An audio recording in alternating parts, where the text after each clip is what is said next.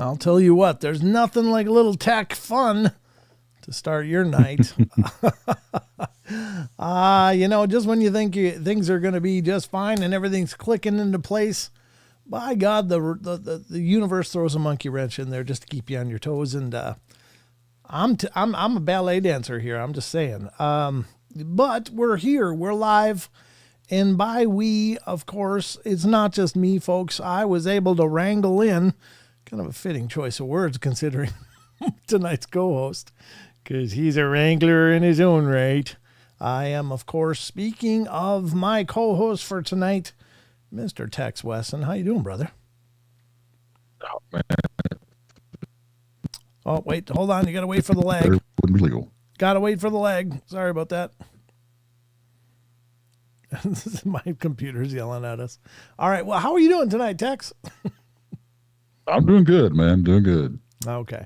Yeah, sorry about that. When I change screens and stuff, sometimes my computer gets really pissy with me, especially when I'm streaming guests, unfortunately.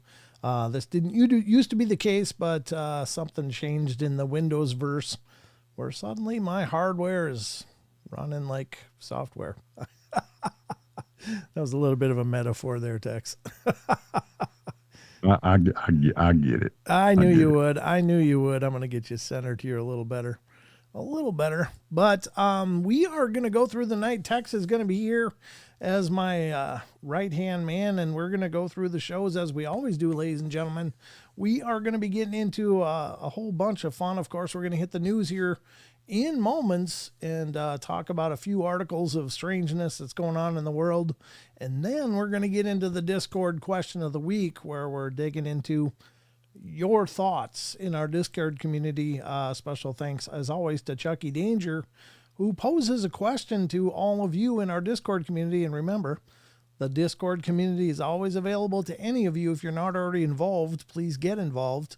Rachel, if you wouldn't mind, could you put a link in there in the chat for the Discord community? But you all are welcome to join. And there's a thread in there called the Discord question of the week. And Chucky poses a question where we want you guys to weigh in. We want to hear what your thoughts are on this stuff, because we got the microphones. You always hear what our thoughts are, whether you like them or not. But this is an opportunity for you guys to weigh in and let us know what you think about this weirdness that we cover here on the shows. So please do that.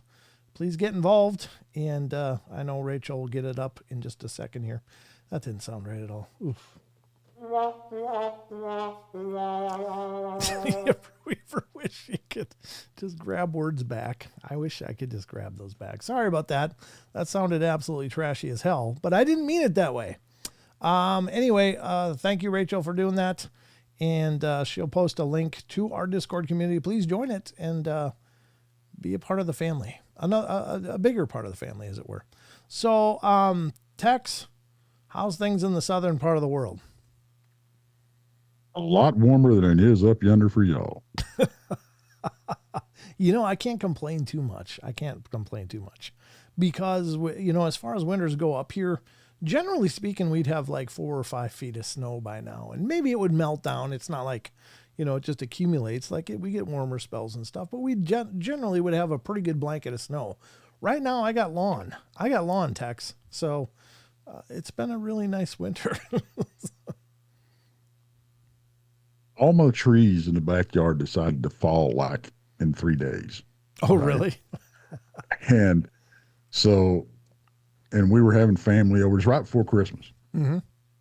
And we was having family over and everything. We was going to do some stuff outside because, it's 50s and 60s here, Nice life. And so we was going to, crank up the fire pit and do some s'mores and that type of thing. Oh, cool. And then I had about a foot of leaves deep in my yard. Oh, nice. So I broke out the leaf blower, and what I ended up having was like a 3-foot drift of leaves against my fence by the time I was done. I've never seen so many freaking leaves in one backyard. It's crazy. Did you guys get a cold snap or what? We had a cold snap, and then it was just like, I don't know. They didn't, normally they fall gradually throughout their fall, that type of thing. Yeah. But it's just like they just let go, and you could sit out on the back porch and just watch it just rain and constantly leaves. Oh, I'm wow. like, oh my gosh, this is crazy. What in the hell? So anyway, now I've got all along my back fence, I've got like leaves about 3 feet deep that I got to bag up. Yeah, it's crazy. Well, that's cool. But we're getting the cold. We're getting the cold from, that is being pushed by this big snowstorm and everything coming down. We're got a high of 63 tonight. Oh, nice. Wow. And the high tomorrow night's 23. Oh God, that's quite a variance there for sure. Yeah, you can't get used to anything when it jumps around like that. Yeah, that's how we roll down here. Yeah. That's so weird. I don't understand how that works, but I don't claim to be a meteorologist either, but that's still a pretty epic winter. If you can get up to 60s in January, that's pretty amazing. And I may have to move in. So could you build me a wing? Sure. Build me a wing on the I'll just Tex pitch you a tent in the backyard. I got plenty. Yeah, except when it gets 23, that's not going to work out so well. But yeah, there you go. Well, we got a lot of. Go ahead. We had to. Oh, I'm sorry. I didn't mean to interrupt you. Go right ahead. No, I was going to start just doing the show thing. But what were you going to say? I was going to say, we were supposed to do a dogman investigation next week. Okay. And we had to postpone that because of this front coming down. Because it's Greg Ogles was going to come down and film the whole thing, and I didn't want people traveling in because they were talking about ice and stuff here, which we called snow, in Texas. But I didn't want anybody traveling in that and stuff, So we postponed it, so we got to reschedule that. Yeah. And let me just ask that you let people know where to find you normally. We'll do it again at the end of the show, but in case any of our watchers or viewers are not familiar with you and what you're doing, please let people know. Well, mainly I'm over on YouTube, Texas Front Porch, and a lot of people, they go, "Oh, it's Texas Front Porch." No, it's Texas Front Porch because it's my front porch, so it's TEX apostrophe S. Mm-hmm. And I mean, we've got a what do you call it? Presence, I guess you could say, on Facebook. I do not run it. And supposedly I have an Instagram out there too. But I tried the TikTok thing for a while. It wasn't me. No, I've got one of those too, and I've done some videos, but I'm not consistent enough to make it grow into anything. Yeah, I haven't touched it in probably 4 years, I guess. Oh. You probably go viral. That's the way it works. When you don't touch something, then it just blows up suddenly. It's very weird. But Mickey G says we love Tex. Well, there you go. Aw, so I love you too, Mickey. You got some chat love cooking here, so I'm glad that we do kind of share quite a few similar members of our audience, which is really cool. We do. And I've been involved on your shows quite a bit, you and Rob, and I've been on Monica's show, and you got a great community of people. And I've been on Paul's show as well, and Paul's usually here at least for a lot of the show. And so it's been really cool to be a part of that community. So once again, thank you all for having me as part of what you guys are doing. Well, and I appreciate that. I mean, it's you've we kid you when you come on, because it's like used to, it was like, oh, we got our special guest, Brent Thompson. Now it's just like old hat. Oh, you're just you got a key to the door. Yeah, I mean, you just walk in. I know. And I haven't done that yet. I haven't just sabotaged somebody's show and just showed up yet, but I've thought about it. I've sat there and refreshed and look who's going live. Should I pop in? But I haven't done it yet. Oh, definitely. I'm gonna do it. I'm gonna do it. So just be ready, Tex. That's all I'm gonna say. I popped in on Randy's show the other day because I didn't get an invite. Oh, nice. Okay. Well, yeah. When you got a key, you don't really need one. Yeah. So we're we crash each other's shows. Oh, so very cool. It's all in good fun. I mean, it's now if somebody's got like a guest or something, I won't jump in. But right. But if it's just us talking about a topic or something like that. Sure. Oh yeah, I'll jump in.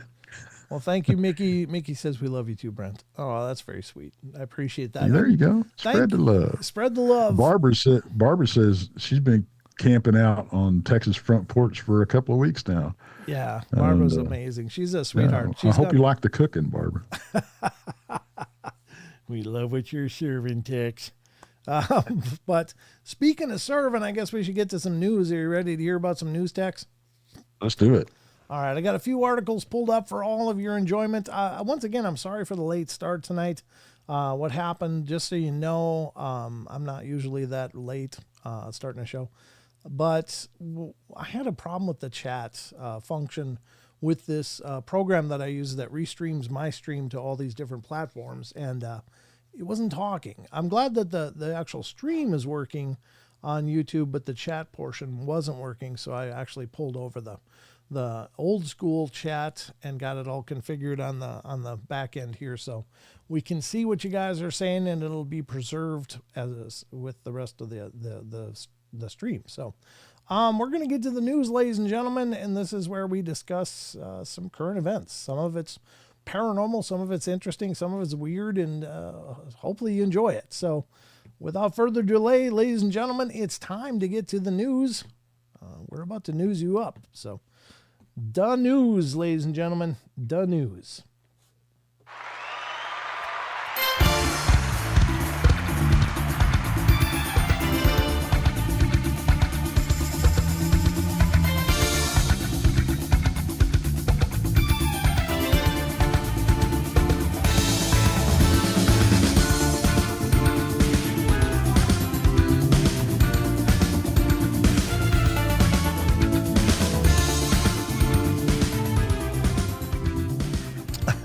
Elaine says, not sure anything I say should be preserved. Well, it is.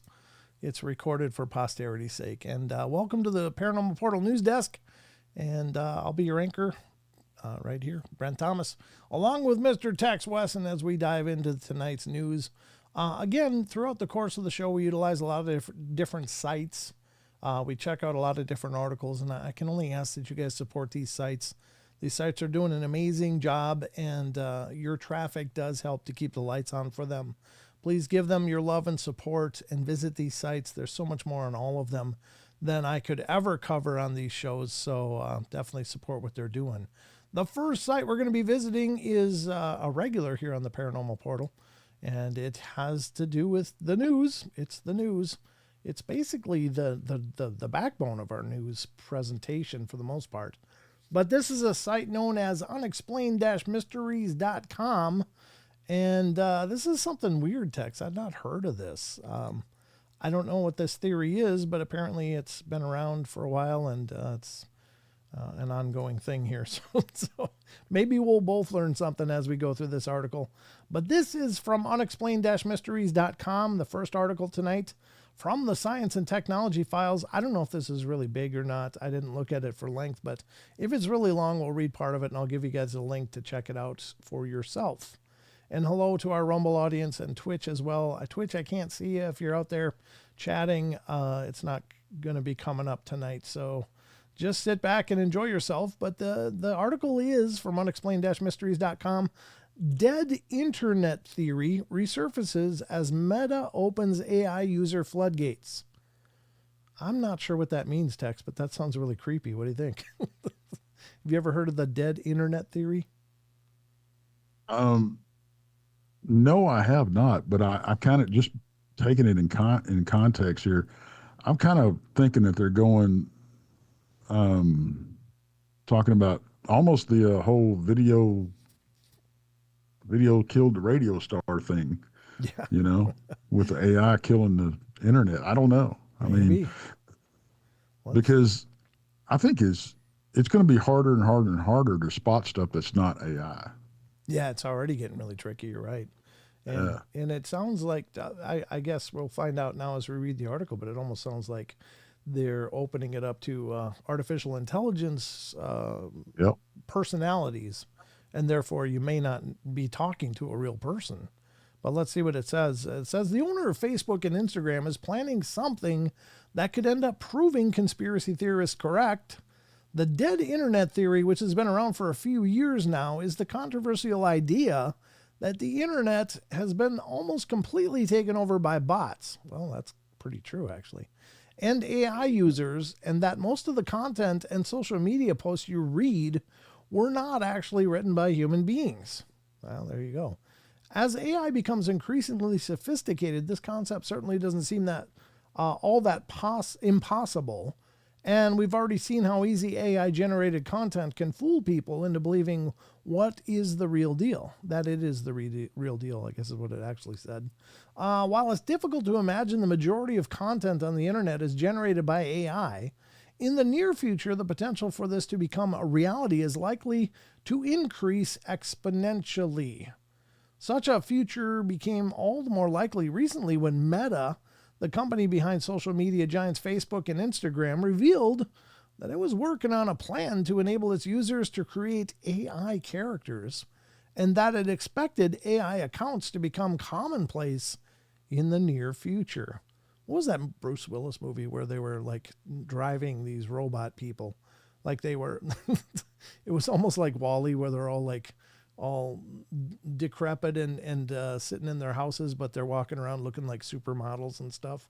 Do you remember that one? Oh, was it Surrogates? Yeah, maybe it was Surrogates. Yeah, it sounds like that, doesn't it? Like this is the art of, or the virtual version of Surrogates to me. Yeah. All right. Well, let's see what it continues to say. Meta is not alone in doing this either. Other platforms also have similar plans. This means that given how sophisticated AI chatbots have already become, we could genuinely see a future in which a large percentage of the content online has been generated by computers. Well, They can take over the news as far as I'm concerned. Oh, thank you. I'm here all night.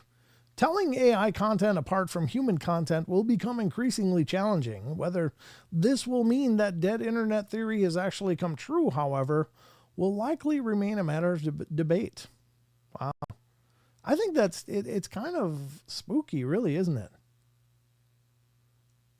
I'll be honest with you. This AI thing scares the hell out of me. Yeah. Because when it gets to the point to where we can't tell what's real and what's not, that's a problem. Yeah, well, that's for sure. However, I would say that, I think if you take 5 minutes and look around the internet, there's already plenty of people that can't tell what's real and what's not. This is true. And even in our wheelhouse, there's, and I'm not meaning to be overly critical, so please forgive me, everybody. But I mean, honestly, there's some really bizarre things floating out there that are gaining traction. And how they gain traction at all, to me, is bizarre. And I'm talking about things in the paranormal Fortean world. Yeah. And I'm not saying it's all not open to interpretation, but I think that rather than throwing out new ideas, we should try to substantiate what it is we're looking at and dealing with before we start generating entire narratives for these weird phenomena, Yeah, because the way things are working now with with the AI is like I listen to audiobooks. Okay. And it's getting more and more difficult to find an audiobook that's done by a real person versus AI. Oh, yeah. And I'll give you an example. I was listening to one and it had me fooled until it started going, when it hit the word and it was only the word and. It was and. And the first time I did it, I'm like, I thought, my signal, jacked up or nothing. But oh no, every time it said the word and I'm like, what in the world? And I'm like, and I read more about it. I'm like, oh gosh, Yeah. But it's getting very, very difficult to tell, what's AI and what's not as far as voice goes, to the point to where not just the voice, but and unfortunately, a lot of the content creators out there on YouTube now, some in our circles are using AI to write encounters. Sure. Yeah, and that doesn't surprise me. In fact, that's been going on a long, long time. There's some creators I know out there that have done quite a bit of that, and it's, to me, that really, again, my motivation for all of this is that I really want to understand it. But if people are creating realistic fiction, that really isn't helping us to move the needle at all in that regard, So to me, it really sucks when people do that. But I guess for those parts of the audience that are just looking to listen to something entertaining, whatever, I don't know. But I know what you mean. That's where the whole creepypasta thing comes in, Yeah, exactly. And to each is their own, but I think that it should be very clear on the front end when something is an embellished or created narrative versus an actual claim that somebody submitted or experienced, Absolutely. Yeah. Absolutely. And that's the problem. Right. Now I know there was a movement, so I guess this is several months ago, from the creators that are doing the legit stuff, like myself and you and a bunch of others. I mean, they're not all doing this, but there's some big ones out there that are using AI. Sure. And there was a movement to do exactly what you said. They have to put it up front that this was AI created. And I think they should. Yeah, absolutely. Because when it comes down to it, you're lying to the people. Right. Yep. You're selling them a bill of goods that doesn't actually exist. And that's not good. It's, and especially, just to sidetrack on this, I really pay attention to encounters, because I think each one has the potential of introducing us to something new that hasn't been observed before or hasn't been reported before. And these are little glimpses into behaviors of these unknowns. And if Yeah. it's just a creation of imagination, then it's like, oh God, you're totally wrecking the sample that we have to work with, you know? And Exactly. yeah, so I think it should be very clearly disclosed. Look, this is entertainment purposes only, and all of our shows are. But you know, I will, you know, fully go on the record here that I have never ever knowingly posted something that was absolutely fabricated and fake. Everything that's been on my shows has been presented to me as real, and usually by the people that experienced it. In the case of the interviews that I do.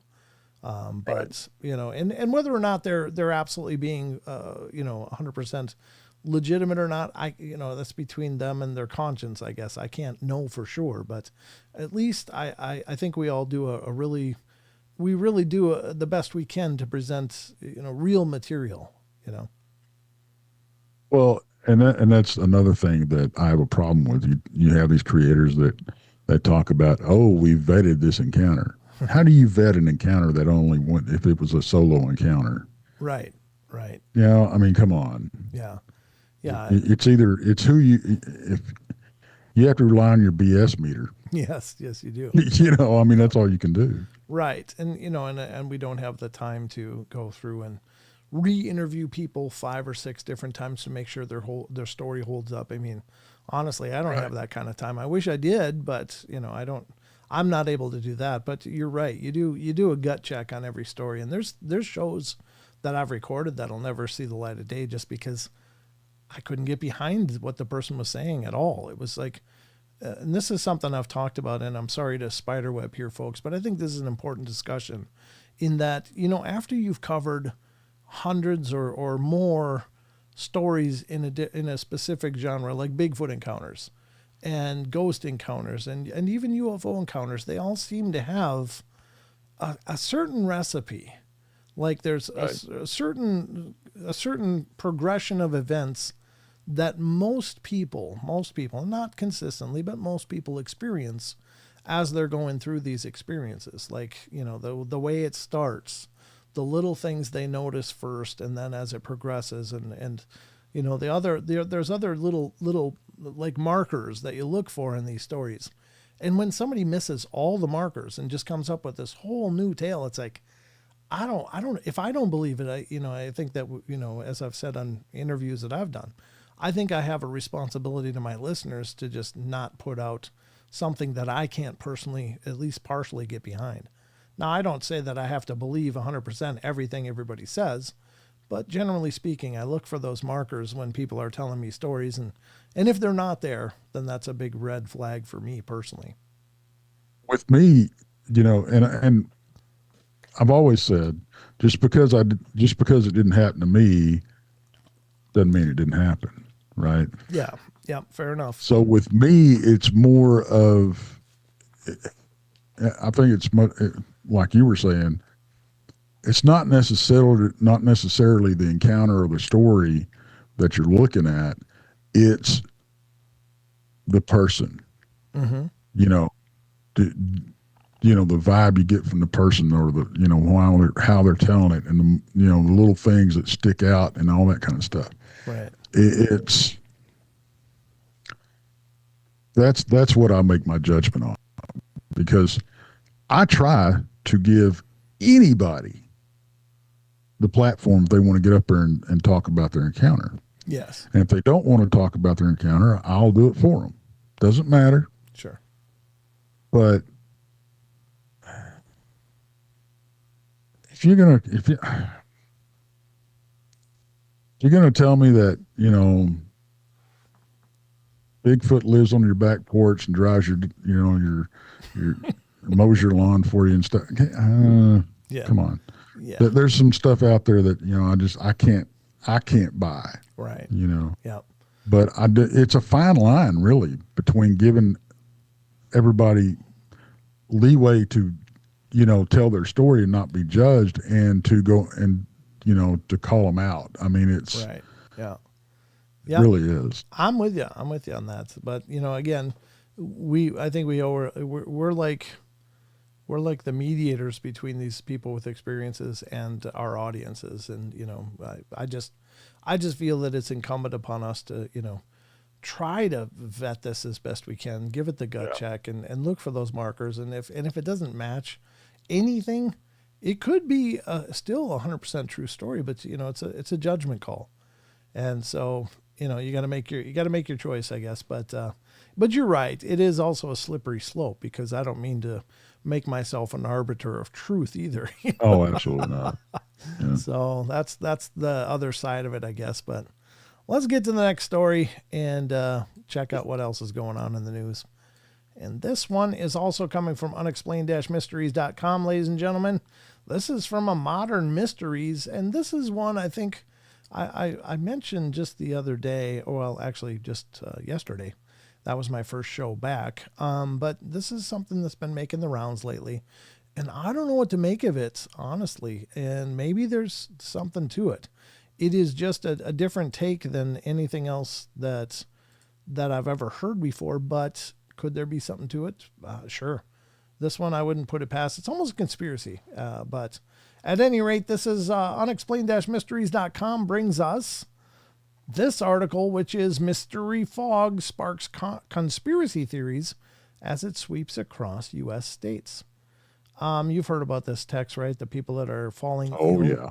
Yeah, and it's creepy. I mean, it could just be the coincidental, winter flu outbreak happened to correspond to when this fog was out there. But, as you know, my mom is actually dealing with a pretty good flu right now. And, she sounds tough, and it's hard to hear her like that. But I will tell you, when we drove over to Minnesota over the holidays, there was a lot of fog everywhere. And it just kept going and going and going and going. And I was like, my God, the temperatures were warmer, and it is winter, and a lot of snow melt off just due to the rising temperatures. So generally speaking, that produces fog. But could it be that it was just not an ordinary fog? Let's check out this article. Residents across multiple states have been reporting strange clouds of fog with a chemical-like smell.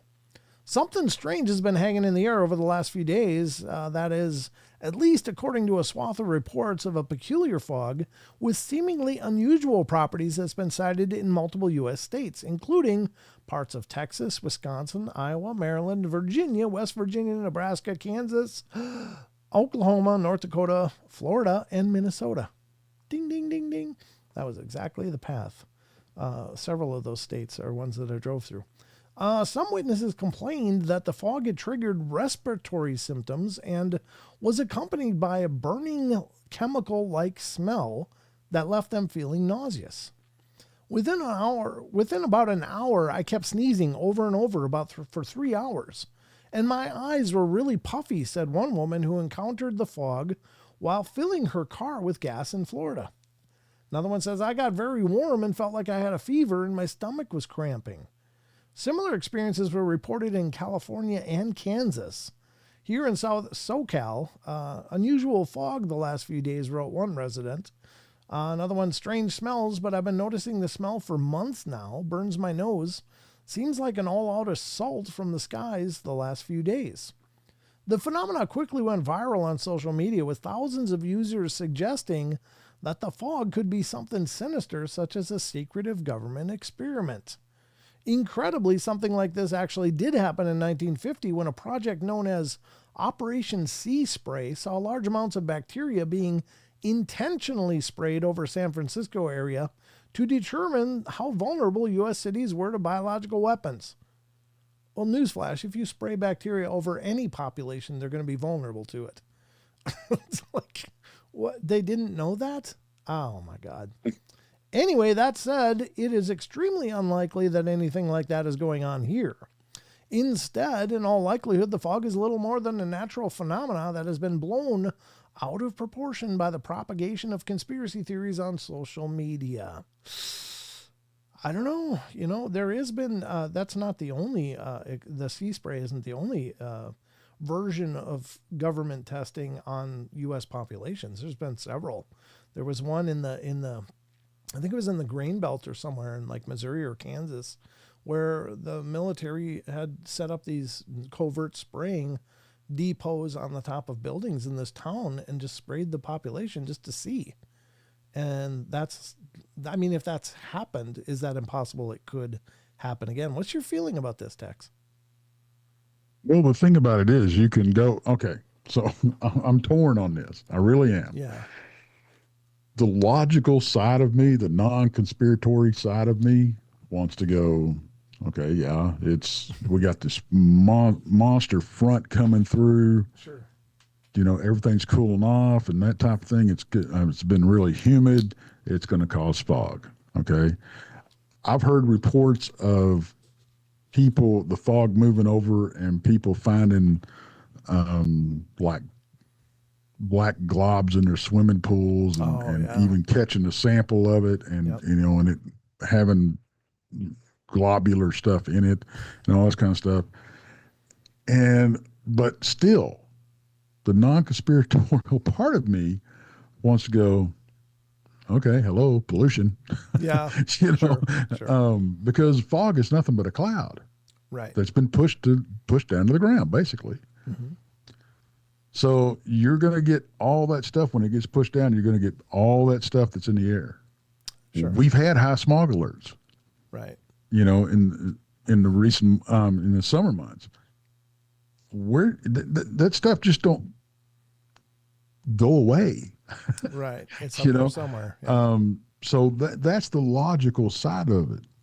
All that being said, yeah. That being said, yeah, it's strange. Mm-hmm. But if you also look at this massive snowstorm and ice storm and cold front that's coming through, that could be looked at as strange too. Sure. A polar vortex, whatever the hell they're called. Yeah. But it happens, folks. Sure. It just happens every once in a while. That's why we have 100-year storms, 10-year storms. Same thing with floodplains. That's why they're called that, because it takes one heck of a storm to generate the amount of water to flood those areas out.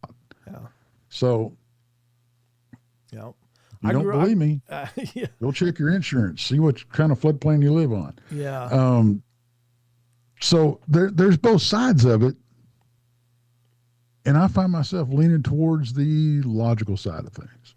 Sure, and I try to as well. Although I can't dismiss the fact that it's been done before, the fact that if they did it before, could they do it again? Sure. I mean, God only knows. Especially in our world today, what people may be willing to do. And I'm not going to get political, but there's clearly a pretty big division at least in the States right now, where there's two major camps, and most of us are actually in the middle somewhere, but we either get classified one way or the other way. And there's all this, suspicion and aspersions being cast back and forth. So could that hate go that deep that they'd be like, well, let's see what happens here. Maybe, I don't know. People do stupid things all the time. So, but I hope not. I hope not. I hope that, I think that's the, because I've heard reports of this same fog phenomenon, if you want to call it that, like in the UK and stuff. Yes. Yeah. And at that case, London's known for being foggy. That's true. That's true. I used to have a jacket. It was London fog. Yep. That's right. I got to give it to you. You're right. Well, I got one more article to get through here. Let's see what this one's all about, and then we can close up the news and get to the question of the week from the Discord. But this one is a ghosts and hauntings, so it's much more up our alley. We don't usually do a whole lot of conspiracy stuff or, etc. But when it comes up in the news, I think it's fair to cover it. But this one is Ghosts and Hauntings, ladies and gentlemen, and this is from unexplained-mysteries.com. And this article is, could a combination lock prove that it's possible to talk to the dead? I have no idea where this one's going, Tex. So, yeah, me either. I guess we'll find out together, but let's have a look. And this is from January 4th. It's today old, but let's see what it says. The late researcher, Dr. Ian Stevenson, once came up with a novel way of proving that we could speak to the dead. Dr. Stevenson, who died, let me see how big is this. No, it's not too big. Dr. Stevenson, who died back in 2007, was a distinguished psychiatrist who was known for founding the Division of Perceptual Studies at the University of Virginia School of Medicine, a department that was and still is dedicated to the investigation of reincarnation, life after death, and other such topics. Well, during his time there, he and his colleagues documented 2,500 cases of children who seemed to recall details of their past lives and conducted extensive research into each one in order to find evidence to corroborate those memories. But it was an experiment set up by Dr. Stevenson in an attempt to prove that communication with the dead was possible that remains the most unique and notable thing about his work at the department. Known as the combination lock test for survival, this unassuming object is essentially little more than a standard 6-digit combination lock that has remained unopened for decades. Dr. Stevenson reasoned that if he could transmit the combination code for the lock to someone after he was dead, it would prove not only that our spirit continues to endure after death, but that it was also possible to communicate with those who have already passed on. Sadly, despite his death in 2007, nobody has yet been able to open the lock. Today, the department continues its research into the possibilities of life after death, and in doing so honors the work of the man who started it all more than 40 years ago. Whether anyone will ever learn the code to this combination lock, however, remains to be seen. Well, there you go. So he's putting it all on a combination lock. What do you think of that, Tex? Well, you got the same chance of opening a combination lock as you do winning the lottery. Yeah, I guess with random. I mean, if you sit there and go, at it for, hours at a time, it's possible. What's the old saying? I mean, a broken clock's right twice a day. That's true. Yep. Or if you give a chimpanzee a typewriter, eventually he'll write a novel. Right. Yep. So anything's possible. I don't see how this can prove anything. Yeah, I'm not sure either. I mean, unless somebody was like channeling the combination and they went over and opened it. It's like, yep, he gave it to me. Yeah, that's how they're doing. I don't know what kind of metrics they're using or how they're attempting to reach out, but I imagine some of it is with sensitives or psychics that are trying to communicate with him, or they're trying to see if there's a legitimate conversation possible. But that's pretty interesting.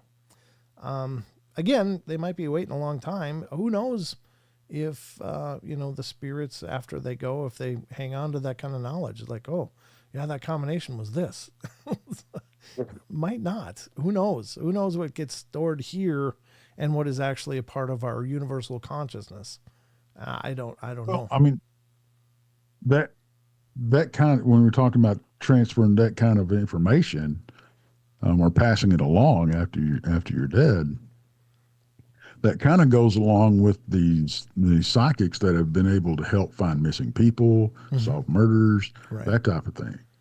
Sure. I mean, they channel the person sometimes, and it's like, I'm in a field, or I'm in this area, and sometimes it actually works. Right. Yeah.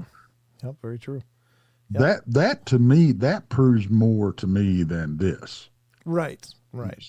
And there are accounts like that. That's right. I've certainly read through the years of people. I mean, there was one kind of famous case, and I can't even remember the metrics of it anymore, but it was basically that this detective attributes the ghost of the murdered woman for solving her own case, because apparently she went and bothered this psychic, who then went to the detective and told her what he knows, and it turns out those leads were absolutely right and led to the conviction of the guy who killed her. And so, yeah, you're right. I mean, that's already plenty. Now, I wouldn't say plenty substantiated, but it has come up. So you're right. That would be a much more convincing argument for that than a combination to me. Yeah. Same here. Yeah. So there you go. But that is the news as we know it for now. I hope you guys feel like you're a little more informed and that you enjoyed the journey. But if not, then don't worry. We're going to get on to something else. And we're going to do that right now. Let's get back to it.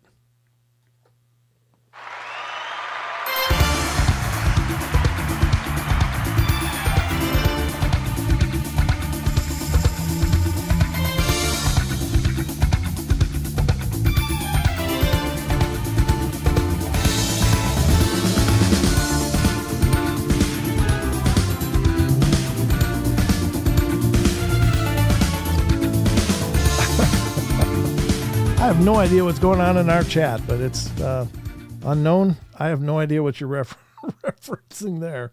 That's a little disturbing. I don't know what the... Sorry, Tex. You got a little lag spike. Got to wait for Tex to catch up here. What was that, Tex? Well, I was reading the same thing you're reading.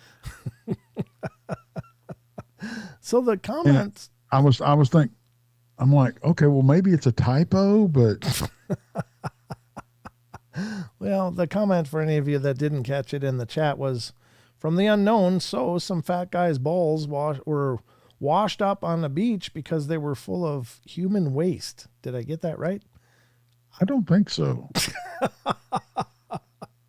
I don't know, and I'm not sure I want to know for that record. But anyway, Jason Finch says he loves some Paranormal Portal news. Well, God bless you, Jason. Thank you.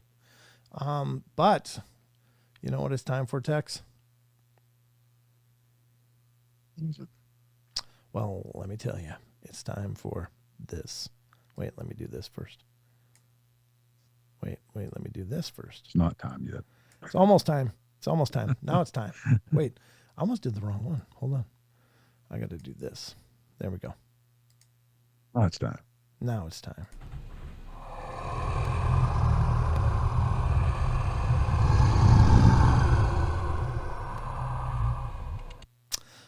Had to reshuffle some windows there a little bit, or some features on my production software so that it would go on top. And there we go. It is now done. Ladies and gentlemen, it's time for the Discord question of the week. And this is all brought to us by the kind and persistent observations of Mr. Chucky Danger, who has been an incredible help in our Paranormal Portal Discord community. Well, in many ways, not just that, but special thanks to Chucky Danger for championing the question of the week. And we're going to get to that now. I'm going to put it up on screen here so you guys can see. What does the question of the week look like? Well, this is Discord right here, folks. This is what Discord looks like. And as you can see, this is the Paranormal Portal server. And these are all discussion threads over here. But the one we're interested in is the question of the week. And again, feel free to join our Discord and become a part of the community over here. If you like our chat room, a lot of these same people are hanging out over in Discord and having conversations throughout the week, even when we're not live, and especially when we're not live, I think. But anyway, I just wanted to look quick and see if anybody's joined since I last looked, and it doesn't look like it. So I looked just not too long ago. This is my kitty cat Porcelain. That's a cute cat. There you go. I don't know who posted that. Renee did, I guess. All right. Well, there's Renee's cat. But we're interested in the question of the week, ladies and gentlemen. And once again, this is where Chucky posts a question for you guys to kind of peruse and come up with your own take on it. It looks like I did this a little bit. But this question was posted on the 16th of December, which was just after our last show. Well, no, yeah, I guess it was after our last Saturday show. So this is the first Saturday show since then, because I took a couple weeks off, or a week and a half off. And so we're going to get into this question now and find out what you guys think. And thanks, Chucky, for this. Appreciate it. Welcome on into the Paranormal Portal podcast. Uncle Tex, Jason says. That's nice. Brent has a good podcast. Thank you, Lisa. That's very nice of you. All right, here it is. Question of the week from Chucky Danger. The hot button topic right now is the drone and orb sightings that were happening around the world, but more concentrated in the New Jersey area. Media reports are limited, but civilian sightings are high. What are your thoughts about this phenomena happening globally right now? Is contact with something other than otherworldly imminent? That's kind of still on everybody's mind. Apparently, New Jersey has banned all civilian drones from flying, and so I don't know what that means, but they're apparently clearing the sky of any civilian drones, maybe to help identify what's not civilian. I don't know, but anyway, let's see what you guys had to say about this. Are you ready for this, Tex? I'm Pins and needles. Pins and needles. Well, first up comes the Dachshund Master, and that's a new name to me. Nice to meet you, Dachshund Master. Thank you for coming into our server. I can't figure out how the U.S. government is fine with these incursions. It's very suspicious. I agree. I just, it's kind of like that balloon that managed to drift all the way across the continental United States, the lower 48. And then they bothered shooting it down when it was over the Atlantic after it had already crossed the entire nation. Right. And that was already plenty suspicious. Like, what the hell?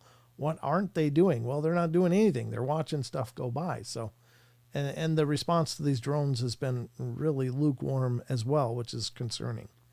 So I agree with that take. Next up is Hallelujah Goat, who says it's the beginnings of corporal law. Oh, I never thought about that. I guess it could be. I don't know. I don't know what the difference between corporal law and martial law and all of that is, but do you know, Tex? Pretty much the same thing. Okay. All right. Gotcha. Yeah. Fair enough. Well, let's see what Bill says. And this is Bill Simone. He was been a guest on the podcast a couple of times. The government was taking action against the balloons flying over Canada and the United States, but they're not showing the same level of action against the drones. That is very curious. Right. And Bill put a nice picture of himself there. There's Bill, ladies and gentlemen. Nice guy. Really, really nice. Hey, guy. Bill. All right. Eric, the Wandering Purple Hobbit, comes in next saying maybe the critter in New Jersey had an early Christmas party, or the what does that say? Chrissy Christie ordering early for Christmas gifts from Amazon, or I guess we're going to get real political here. But anyway, yeah, I mean, that's cute. I don't know what the hell any of that means, but Josh Casto comes in next, says, I think the drones in the U.S. are us, so we can take action over Iran. They say they are Iran's drones, but I don't buy it. I don't buy it either. I remember that one congressman coming, I'll tell you exactly what they are. They're Iranian drones, and they're being launched from a mothership out in the Atlantic. It's like, what? What? I just can't imagine a country, and this is not me casting any jabs at any countries around the world, but certainly Iran is present on the world stage, but they don't seem to be figuratively or literally in a position to poke the bear with the stick. I think that would be just such a stupid plan, and I don't buy that either. I think that was about the worst attempted justification to increase aggression towards Iran that I've ever heard. That was just really pathetic. So I agree with you, Josh. I think that is definitely not the case, in my opinion, for whatever that's worth. You agree with that, Tex? Well, if you think for a minute that we're going to let a ship capable of doing that from a foreign country, set out there, not know what's going on, and not know where these drones are coming, oh, come on. Yeah. No. Exactly. Something's funny. ZX81V2 says, these are all USA owned. Yeah, probably. I mean, that's the only thing I can think of too, is like, why would they be flying around absolutely unchallenged? Well, they must know what they are. They must know why they're there. And it might be because we're driving them. We just didn't know it. And by we, that's a figurative statement, obviously. Well, what got me about this whole thing was the comment that the DOD put out. What was that? Well, they said, okay, like the same paragraph, they said, these are not from any foreign nation. They don't mean any harm. They're not doing anything bad. Okay. And I'm paraphrasing here. Sure. But in the same paragraph, they also say, we don't know their origin. We don't know where they're coming from. We don't know where they're going, and we don't know what they're doing here. Okay. But they're sure they're not meaning any harm. Wow. That's a pretty bold statement. You can't have your cake and eat it too. Yeah. Well, that sounds like a whole buffet of cake right there. Yikes. Right? Yeah. So, yeah, I agree with you. That's very suspicious. Yasin Naifas has a link they posted. No idea, but it's probably not good. Fair enough. I don't know if it's good or bad or otherwise, but could it be just from another country or another intelligence? Maybe they're from the Hollow Earth. Who knows? There you go. I expect something like this, but the Army's Big Brother version, says ZX81V2, and puts a link in there, which we obviously can't cover all the links, but I don't know what it is. A D3S drone, I guess, maybe. Radiation detector. Yeah, I know. I've heard that version of this that some people have postulated that they're actually sniffing for some rogue nuclear material that allegedly has gone missing. And I don't know. Heard that. Yeah, I don't know if there's any merit to that or not, but for the sake of the discussion, I'm, putting it out there. Alleluia Goat comes out with another link to another YouTube channel that's talking about real or staged. These by Chase Hughes. Excuse me, I got a cough. There we go. I got better. The Unknown comes in and says, how come I can't find the question of the week? Is it because I'm a big idiot? No one wants to hear what I have to think. That is definitely not the case. Unknown. It was just above. You just got to scroll upwards and you'll find it. And Chucky's, when he posts them, will always look like this. They'll always be in a discolored box like this. So watch for those in the future. But thanks, ZX, for helping them out. Excuse me. Sorry. Rachel 101 comes in and says, I think it could be a government contractors for the large amounts, but there could be private operators who are using this as an opportunity to fly theirs as well. I don't believe they are a foreign government entity or alien-based craft.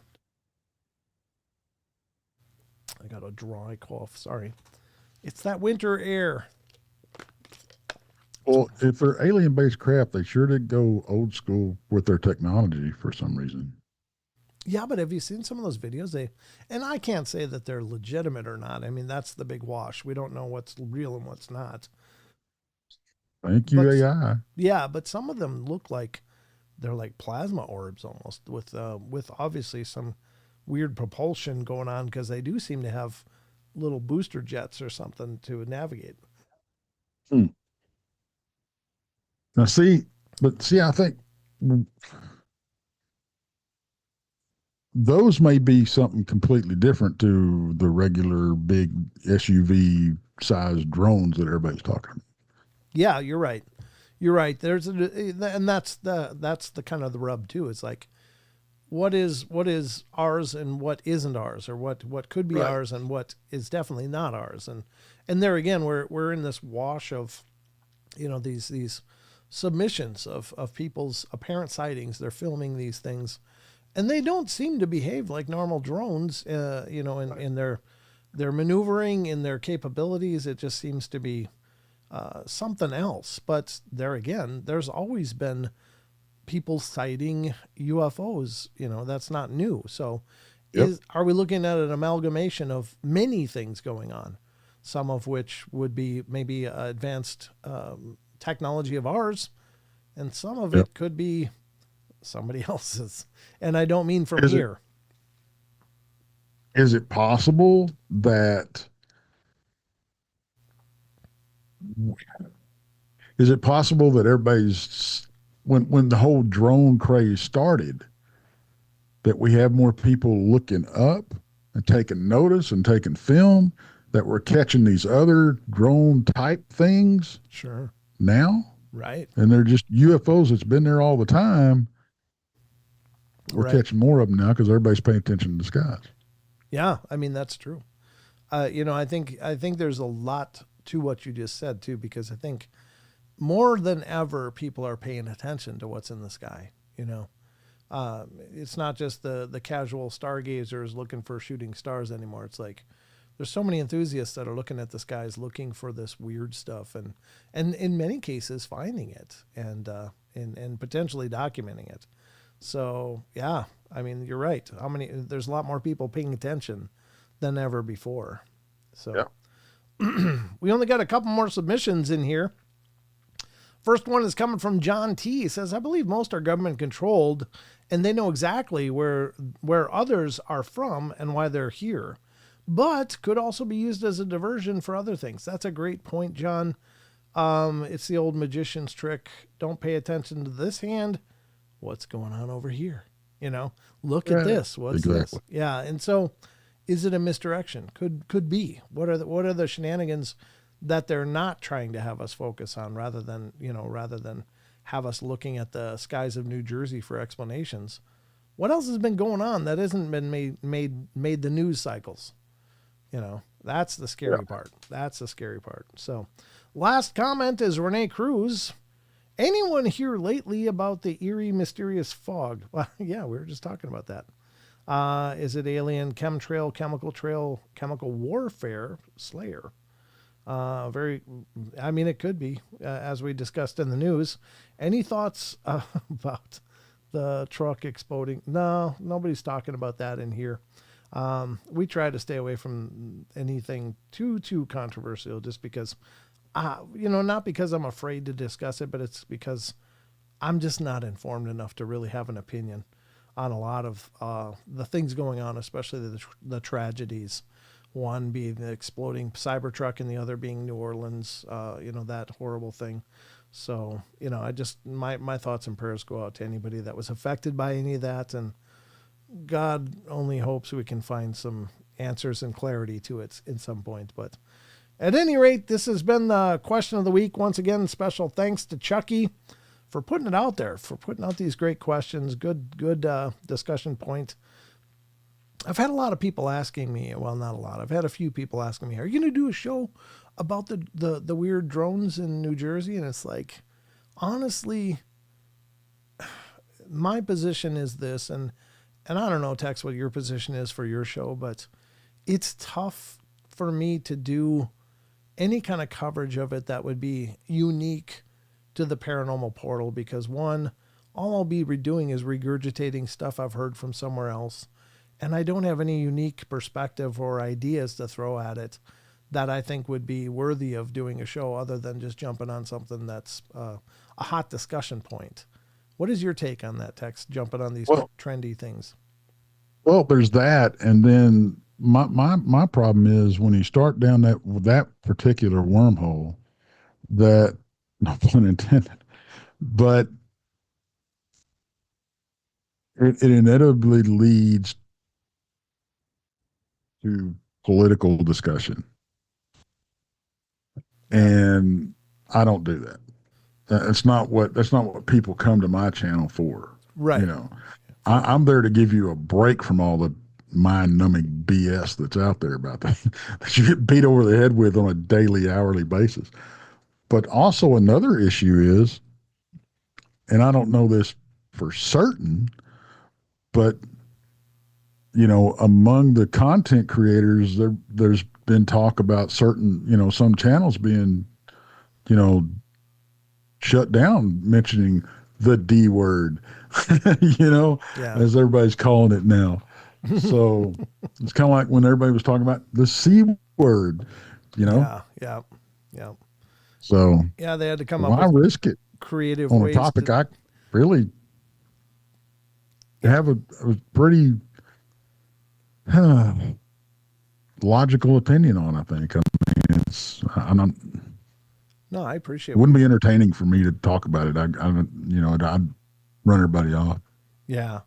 No, I can appreciate both those positions a lot, because and you're right. So many channels were sent the way of the dinosaur just for talking about COVID and of course the vaccinations and stuff, and they had to come up with creative ways to mention it on their shows, like the coof and the jab and stuff, just to try to avoid the auto detection. And it's like, well, which is really tragic in and of itself, because we shouldn't have to police our language so carefully, in a country where free speech is supposed to be an important thing. But there again, I'm not going to get into political arguments either. It's another thing that of course I have my own opinions, but I don't pretend to be informed enough to argue those against anybody else's. I just have come to my own conclusions, and it's not the purview of the Paranormal Portal anyway. So, but this has been the Discord question of the week, ladies and gentlemen. Hope you found it interesting, and thank you again to Chucky. Watch the questions of the week thread for a new one for, of course, next week. And please weigh in. I'd love to hear your thoughts on this stuff. And thank you to everybody that took the time to weigh in on this. Hey, Paranormal Paul. Paul popped in. Text. Hey, Paulie. So we're going to continue on our journey outside of the Discord question of the week. So are you ready for that, Tex? Let's do it. Let's do what the man said. And by God, we will. So let me close Discord. That should make my computer a little happier. Yeah. A little bit. There. As text drops everything. It's okay. Just pick it up and mind your hat, sir. Mind your hat. All right. We have to get to a couple other articles, and then we're going to get to the Cryptid Corner to round it all out tonight, because there's always more here on the portal. Oh, this is one I wanted to move up to the creatures. And where are we going to start? This one's kind of cool, Tex. And we're going to start going through some articles from Phantoms and Monsters, basically for the rest of the show. And this is Lon Strickler's site, phantomsandmonsters.com, ladies and gentlemen. And I can't encourage you enough to go check it out. Lon is continually updating this site several times per day. He's posting new articles, new encounter stories. And if you're into this stuff, and if you're watching the show, you must be into this stuff. You're going to find a ton, literally thousands of encounter stories from different phenomena, including UFOs, cryptids such as Bigfoot, Dogman, Mothman. They've been doing a lot of work over there looking into the Mothman phenomena, especially up in not so much from the Point Pleasant perspective as much as the occurrences around the Great Lakes, Chicago region. There's been a whole host of Mothman sightings up there, and he's been working with the Waylands, the Singular Fortean Society webpage and podcast, and they're wonderful as well. But please support Lon and all he's doing, and you can check out his YouTube channel, which is Phantoms and Monsters Radio, which is his podcast, but he does live streams every Friday generally, and I'm not sure if he's streaming any other days for sure, but there's so much to check out and so much to support for Lon. So if you do stop over there, check out his live streams. Let him know the Paranormal Portal sent you. And special thanks to Lon for letting us use his material on the shows. And we're going to start out with this one, because this is a topic I've been fascinated with forever, Tex. This is something that's, it doesn't come up often, but it's been a staple of people's experiences with ghosts, and a lot of times people that are deceased loved ones reaching out to them. And what I'm talking about is called, well, in this case, they're called phantom phone calls or phantom telephone calls from beyond. So we're going to get into this article, ladies and gentlemen. And I love this. I actually had one of those. Did you really? Please tell me. Yes. What did you experience? Okay. So where I used to, my old job back a few years ago, we had a guy that on our crew that died, and we were all pretty, we knew each other. There was only 9 of us on the crew. Oh, okay. So he had a stroke and he died, and I was actually covering his shift, and me and my shift partner were walking through the building about 3:00 in the morning one morning, and we have a phone that we carry on shift, and we hand it down from shift to shift. Okay. And we're walking through the building, kind of checking things out, and the phone rings, and I've got it in my back pocket. Pull it out, and I look, and it's his number. And I look at my partner, and I look at the phone, and I'm like, should I answer it? He's like, I wouldn't, but me being me, I answer the phone. Wow. And I sat there for probably a minute or so. Hello. And there was absolutely nothing on the line, nothing. And I'm like, hello. Now you would think, and finally I hung up. I'm like, I don't know. And trying to look at it from a logical standpoint, I was like, well, maybe his wife butt dialed the work number, Mm-hmm. you know. Yeah. But then the next couple of days came and went, and we didn't hear anything because you would think that if she maybe looked at his phone, because and if she was using it, if she's looking at his phone and said, "Oh, I'm mistakenly dialed this number," Right. you would reach out to that person and go, "Hey, I'm sorry I called you last night," Yeah. Yeah. especially at 3 in the morning, right? Yeah. We didn't hear nothing Wow. ever. Huh. But there was no sound. No sound, no nothing. Oh, okay. So we didn't get a text, we didn't get a phone call, we didn't get anything explaining what had happened. Like I said, this happened at 3 o'clock in the morning, like just like a couple of weeks after he died. Wow. That's powerful. So that's my experience with it. Yeah, I got one from my dad on my mom's phone, and it was one of those situations. I could hear somebody coughing and like like that. Well, my dad had COPD, and I thought that my mom must have butt dialed me, and I was like trying to get her attention, like, hey mom, whistling anything I could, and all I could hear was like a male voice just in the background. Right. And I was like, well, what the hell's going on? So I hung up, and then I figured, well, I'll call her back, and then she'll hear the phone ring and then answer it, and I can tell her that she pocket dialed me. And I figured my brother was over visiting her. He lived across the street. And I called back. There was no answer. And it went to voicemail. So I'm like, well, whatever. So about 15 minutes later, after I hung it up and just was sitting here in the studio doing my thing, my phone rings. It's my mom calling. So I'm like, and I answered, and she says, what'd you need? Oh, no, I didn't need anything. I just wanted to let you know you pocket dialed me. She goes, what? I said, yeah, you must have bumped your phone or something and called me. But I said, who's there with you? And she goes, well, nobody's here. I'm like, well, I could hear someone like coughing in the background and clearing their throat and stuff and mumbling. I said, isn't my brother over there? And she goes, no, I'm here alone. She goes, that's impossible. And I said, well, why? She goes, when did this call come? And I said, it was like 10 minutes ago. And she goes, that's not possible. I'm like, why? And she said, well, I'm home alone. The house is locked, and I was downstairs taking a shower for the last 20 minutes. And I was like, oh. So I went on my show, and the story keeps developing for any of you that haven't heard this story.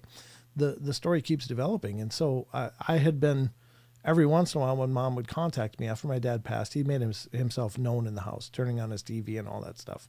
Yeah. But so I went on the show that Friday night, and I was like, hey, guess what happened? I think my dad might have called me from my mom's phone, and I told the narrative of that and talked about other things that she was experiencing, like her TV changing channels and lights going on and off in the house, and just, things letting her know that he was there. And and I did this on my show on Friday nights. Well, I got done with my show and closed everything up and went to sleep. And the next morning I woke up, I was sitting in here in the studio having my morning coffee, and my mom calls me. She goes, you're never going to believe what happened.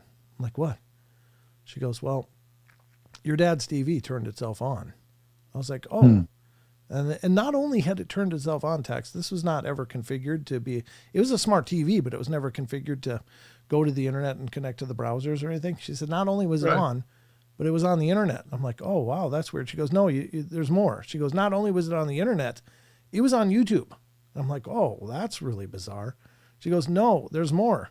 Not only was it on YouTube, it was on your channel, and the episode from last night where you're explaining the things going on in this house was playing on his TV. I mean, that is so many layers of impossibility. When, and I ask this question all the time, Brent. Yeah. When does this stuff stop being a coincidence? Well, yeah. I mean, it was not a coincidence when I realized that my mom hadn't pocket dialed me. It was like, oh, and all the other stories she told me, I knew that they were legitimate, but it was just like, that was so many levels of impossibility stacked on top of each other. It was just like, I just got full body chills. Even now, just telling it again, it's just like, wow, what are the odds that it did all of these things in perfect concert and was playing? And she recorded a clip of it, which I have right here on my hard drive of me on that TV. My mom and dad had two separate TVs. She liked true crime. My dad liked Walker, Texas Ranger, and Gunsmoke. So they didn't watch in the same room. And his is on a 4-season porch. And it turned on and was on the internet, on YouTube, on my channel, playing the episode from the night before where I'm talking about all the things that have been happening in that house. And it's just like, wow, that's incredible. So that's my story. Yeah, I love Gunsmoke, Phil says. Yeah, it is a crazy story. Me and my dad used to watch Gunsmoke together a lot. Marshall Dillon and Festus. I'm just saying. All right. Well, let's get to this article and find out just what's going on here on this one from phantomsandmonsters.com. I love these stories, though. I think it's amazing because it just shows that, not only are they around us, but they do reach out and they make themselves known. So these are fantastic. But let's see what this says. I haven't read this before, so let's get to it. Excuse me. A reader contacted me about his wife receiving telephone calls from her deceased father's number. There was also unexplained strangeness associated with the calls. Hi, Lon. My wife had something weird happen to her this week. Last year, her mother passed away, and she had a long illness and had fallen, and the combination of the two just proved too much. So she ended up passing away a few days after her fall. My wife went back up a couple of weeks after the funeral to help her father with her mother's affairs, and on a Sunday night, while my wife was staying there, he passed away in his sleep. The family had not yet gotten over my mother-in-law's passing when stricken with grief again. And this all happened last fall, right before Thanksgiving. Well, this past week, my wife was at work at a meeting and got not one, but 2 phone calls from her father's cell phone number. She showed me the call log on her iPhone, 2 calls from Dad. And when he passed away, the phone company was notified and they canceled the number. When my wife got out of the meeting, she called her father's old number, and it was now a company number or on an Android a woman had recently been given to use as her work phone. She was stunned when she heard the story. Hi, you don't know me, but this used to be my deceased father's phone number, and I got 2 calls from this number today. And it, of course, wasn't the lady calling my wife. She doesn't know her number. And about the same time as these 2 calls, a relative calls almost immediately after just to say hello. It was just too weird for her to call right after the 2 phantom phone calls. My wife's father was always having fun. He had an engineering degree from Villanova and was an Air Force officer. One relative said that they could just see it now up in heaven, my wife's father telling her mother he figured out a way to call their daughter. By the way, we'd often get phone calls from him because he would sit on his phone and hit the button and not realize that he called us. Maybe he was sitting on his phone in heaven. Lon says, I've mentioned before that I've received phone calls from Butch Witkowski's number since his passing over 2 years ago. Wow, that's really cool. Very powerful. Very powerful. Wow. Right? I mean, what do you say to that? I mean, that's got to be evidence, right? I think so. Yeah, I do too. I really do. I really do. I mean, and we know that spirits can manipulate electronic devices. Right. And I think it might be due to by virtue of them being energy, that maybe influencing energy is, not a big thing for them because they're energetic and we're energetic. If we weren't in these meat suits, we could probably do it too. But, that was the other part of my story of my dad though, was that in life, he couldn't use his own remote. He had to call my mom in all the time to help him change the channel or to figure out how to get to Gunsmoke or Walker, Texas Ranger. And so he didn't do it on his own. He always had to, but in the afterlife, he's an ace. The guy's a brilliant. He's got no problem doing it now. Well, all things come to light when when you pass away. You have the answers to everything, right? Right. That's an interesting point because, there's the idea of the Akashic records that all of that knowledge is is available to us. And I think there might be, there really must be something to that. And then maybe it's just being more aligned with the divine consciousness of all things that, you know, we don't have to learn. We're just part of that knowledge. That's pretty Now, cool. my deal is, you know, like when my time comes and I'm that guy that's going to go up and watch this. Well, you know, if you beat me to the finish line, Tex, you'll just have to make sure we know you're stopping in. Oh, I'll be all over this ghost radar you got going on. A big cowboy hat will appear on my ghost radar. There you go. There you go. Big 10-gallon hat. There you go. That would be funny. I'm just saying, it'd be cool. I think we owe it to each other to make sure that that we do that. And Absolutely. yeah, absolutely. So, like, if you're ever in the middle of your show and I went home, and you hear this, you'll know that's me, Tex. Hello, Brent. Yeah, we can make that happen. We can make it happen. What time do we have here? Because we do have some creature reports. I think we'll get on to the cryptids. What do you think, Tex? You ready for some creatures? Oh, absolutely. I think I'm ready too. So, in light of that, folks, I think it's time we dive into some cryptids in the cryptid corner. So, let's do that right now.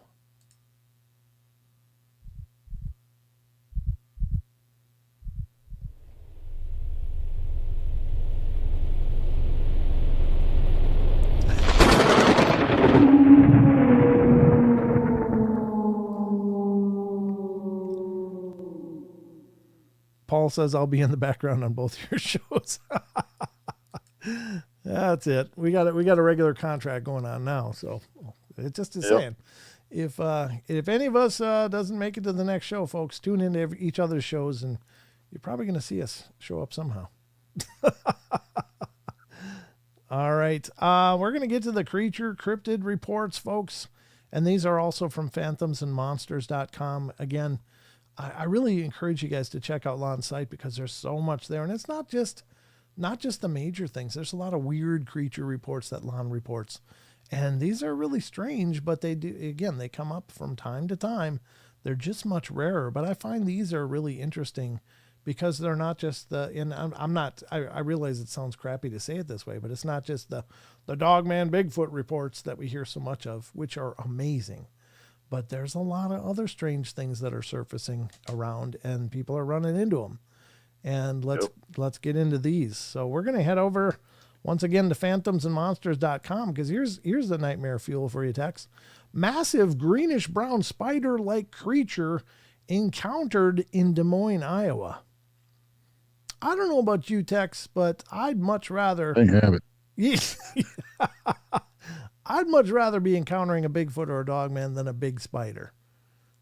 That to me would just have me poop in all kinds of colors. I'm just saying. I'm not deathly afraid of spiders like I was. No, me either. But you're running into something that's the size of a, Volkswagen bug or something. I'm going total scorched earth on that thing. I'm just saying. Yeah, and most of the reports of these things they're like the size of a football or something. Just something god awful. But you look at that too. Yeah, anything bigger than a normal spider to me is gonna be like, oh God. I don't know how they do it in Australia where they got those huntsman spiders, but those things get to be about the size of a dinner plate. And my God, I guess they're great to have around because they eat a lot of pesky things, and they don't generally go after people or hurt people at all. But God, they look creepy. They look so big and spooky. They are really something. So, all right, let's check this out. This greenish brown spider-like creature. Oh, it gives me shudders just to think about it. Let's see. A massive, quick as hell, greenish brown spider, the size of the size and morphology, just like a face hugger from the Alien movies, that crawled into a spiral downwards the tree. Oh God, so it was just crawling down a tree really quick. How do you know it wasn't a face hugger at that point? Ugh. Yeah, no doubt. I received the following accounts. Hi.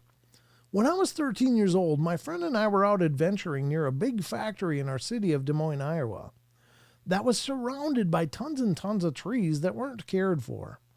Well, my friend wanted to go on the tree grounds to look for lizards and cicadas, and I just followed him around.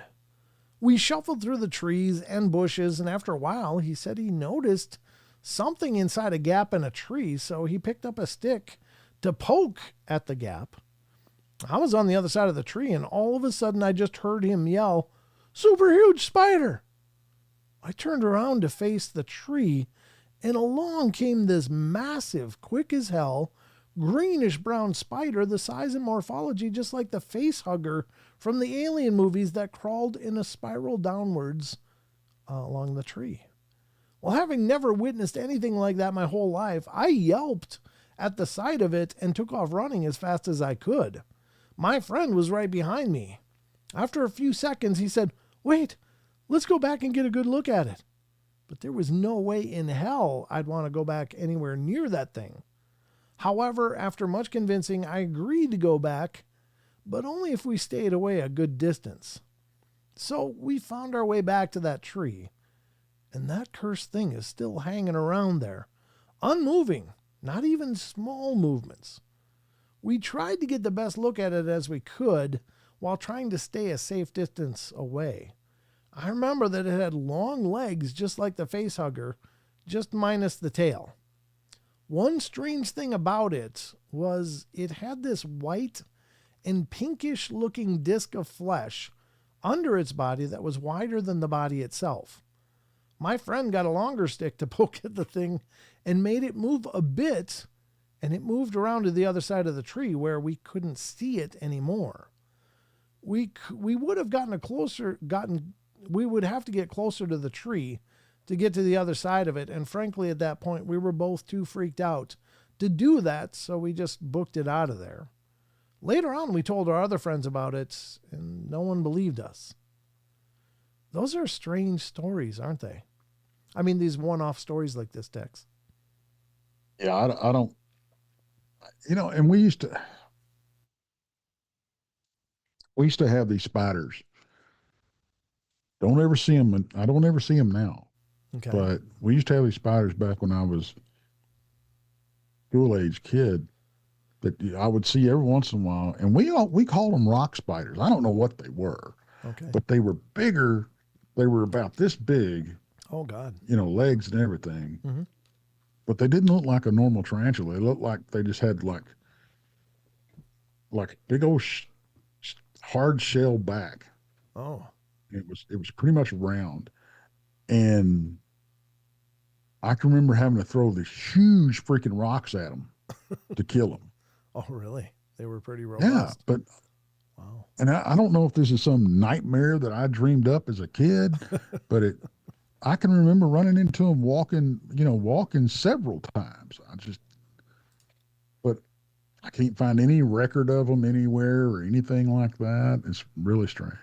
That is weird. I actually have photos of it on my laptop. I'll have to bring them over here. I think I've shown it on a show before, but my middle son would come from his mom's every other weekend, and this is when I lived in Minnesota, right on the Mississippi River, and he was always freaked out about bugs, which really didn't work out real well sometimes because we'd get these hatches of these, we called them scoplotches, or they're like mayflies. They're a big fly with no mouth. And so they basically come hatch in the billions and then just all die off. And basically they I think just feed the fish mostly. Like that's maybe their purpose in life. But so we get these huge hatchings and he'd freak out. Oh, bug. And I'd be like, oh, it's no problem. Well, one day I was on my computer in the living room, and he came out and he looked over the side to the picture window, which is about 3 feet away from me, looking out at the lake. And his eyes got as big as saucers. He's like, bug. And I'm like, and I've been through this drill with him, 100 times. So I was like, it's fine. It's just a bug. Don't worry about it. It's no big deal. And I turned and I look. I'm like, oh my God. And there was no kidding. It looked like a cross. And I got photos. I'll have to remember to bring them over to this computer sometime. but it looked like a cross between a big bumblebee and a housefly. It was the biggest damn fly I've ever seen in my life. But it wasn't like a fly, but it was like a fly. And it was literally, I guess it would be like the body of it was about this big. And you know those really colorful house flies that get really big? And well, he was dragging around a chain of those on a spider web. And as it was buzzing around this window, it was so damn big. And I was just freaked out too. I was like, oh my God. Well, I got a cup and I trapped it, and then I took some photos of it. And what it is to this day, I can't say. And I actually sent it off to some bug experts online over the years, and they were like, yeah, I don't know what really that is. It's kind of like this, but it's not like that. And it kind of has some similarities to this, but it's not. And so they were stumped as well. And I, at the time, I was just, I took some photos of it, and then I grabbed the paper with this cup and the big bug under it, and I took it outside and let it go, and it flew off. So I don't know if that was the right thing to do or not, but that thing was enormous, Tex. I've never seen a fly that big, but it was like the Godzilla of houseflies is what it looked like. It was just something. Now, I've also seen huge wolf spiders down there that were literally the size of tarantulas. And I mean, I came up on a neighbor's dog, used to be chained out when I was younger, outside most of the time. And he had a bucket of water, like a 5-gallon pail of water. And I looked in there, and there's this huge spider on the surface of the water. I thought it was stuck in the water. And I was like, oh God, that's a big spider. But I was sure it was dead. So I took my hand and scooped underneath it, and this thing filled up my whole hand. And after I got it up above the edge of the water, it shot off and took off, and I was like, oh. So, I mean, I've seen some big bugs, but I'm sure there's an explanation for it. But I've never seen something that was the size of a face hugger, for God's sakes. That is nightmare fuel. Yeah, I'm breaking out 12 gauge with that thing. I am curious about your rock spider, so I'd love to know more about it. But they were the size of a tarantula. Huh? Yeah, or well, bigger actually. I mean, these things were. I mean, but that's me as a kid. Right, right. Fair enough. mean, I was young. Right. Probably elementary school age. Oh, okay. I got you. Well, I guess these things are out there though, and I don't know what they are. I don't know why they are. I don't either. And fair enough. There. I'm sure there's plenty of things around us that just have never been discovered. I think we always think that the newest discoveries are out in the Amazon somewhere or something like that, but it could be right in your backyard. It's just no entomologist or biologist has stumbled on them before. They might be exceptionally rare, but yeah, those are strange occurrences, whatever they are. But is it also possible that maybe they're not really from here? Maybe they're from somewhere else and they just visited. I don't know. Food for thought. Well, I don't think, especially bugs. Bugs and fish. Okay. Mm-hmm. And bugs and marine life, I'll put it that way. There's no way we discovered everything that's out there. They discover new species every day. Right. You know? Yeah. And generally, most of those discoveries are little tiny things that, that are in some exotic location. But I think there's still plenty of discovery right around us. It's just, they kind of gave up on looking in our backyard, and now they fly around the world looking. Yeah. So, anyway. I just looked up rock spider. Okay. Did you find them? These things are creepy looking. I mean, is it what you thought? You remembered? Well, no, they're not. They don't look exactly like. Okay. Oh, wait a minute.